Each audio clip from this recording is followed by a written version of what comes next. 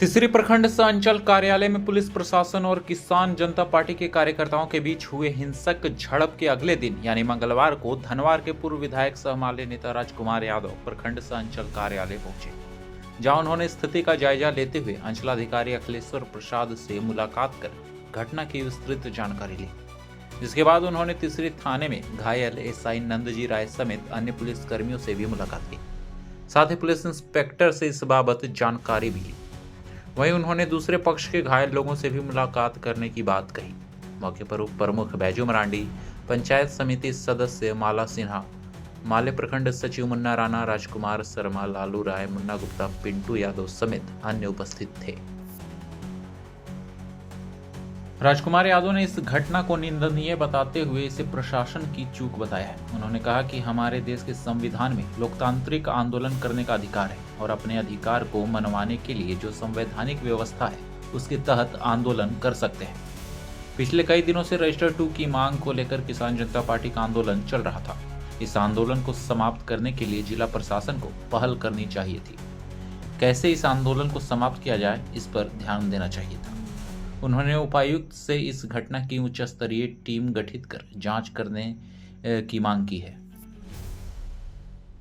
हम लोग भाकपा माले के प्रतिनिधि टीम मंडल का टीम अंचल तीसरी का दौरा किए और कल जो तीसरी अंचल और प्रखंड कार्यालय में जो घटना पब्लिक और प्रशासन के बीच में जो घटी है, यह घटना बहुत ही दुखद और निंदनीय है।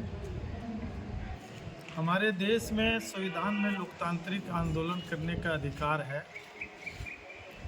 और अपने अधिकार को मनवाने के लिए आप जो है हमारी संवैधानिक जो व्यवस्था है उसके तहत में आप आंदोलन कर सकते हैं।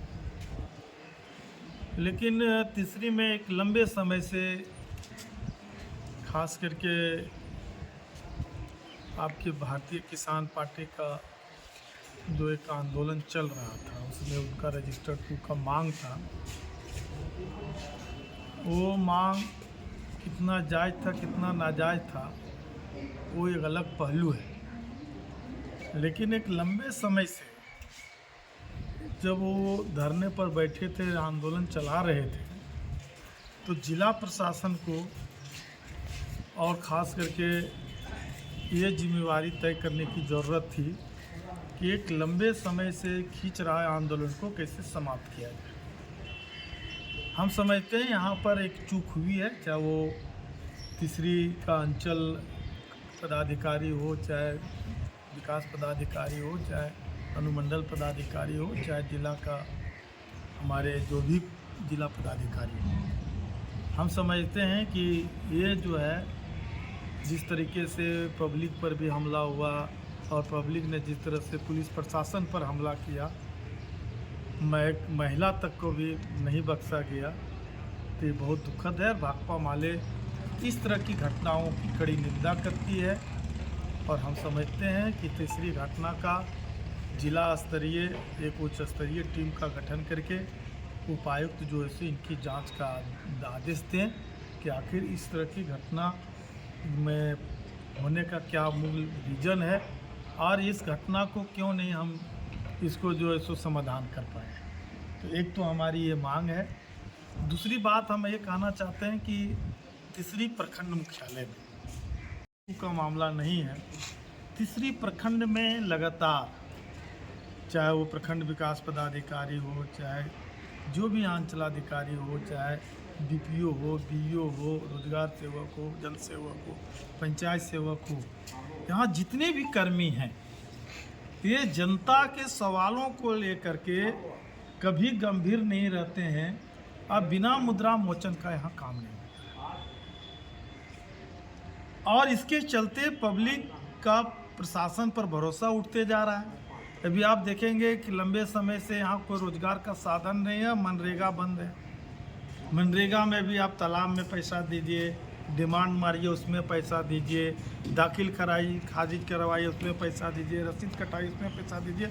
और सबसे बड़ी बात है कि तीसरी अंचल में यहाँ मैंने 10 एकड़ जमीन, सरकारी जमीन को अतिक्रमण कर लिया गया भूमि माफियाओं के द्वारा, और सरकारी आदेश के बावजूद भी उन भूमि माफियाओं पर कार्रवाई नहीं करना, इससे और जिनका जमीन का कागज वाजिब है उसको तो कहीं जगह ही नहीं दिया जाता, और जिनका फर्जी कागज है वो माफिया जमीन पर कब्जा कर रहे हैं। तो ये एक बहुत बड़ी, हम समझते हैं, प्रशासनिक व्यवस्था की चूक है, प्रशासनिक व्यवस्था की लापरवाही है। आप अभी देखिए भुराय मध्य विद्यालय, हाई कोर्ट के आदेश के बावजूद भी अभी तक अतिक्रमण मुक्त नहीं कराया गया, वहाँ बिल्डिंग नहीं बनाया जा रहा, वहाँ बाउंड्री नहीं किया जा रहा है। इसी तरीके से देखिए कृषि फार्म का भूमि को भी मैंने जो है सो हाई कोर्ट ने नापी दिया, अभी तक नापी रिपोर्ट नहीं हुआ और अभी तक कोई कार्रवाई नहीं हुआ।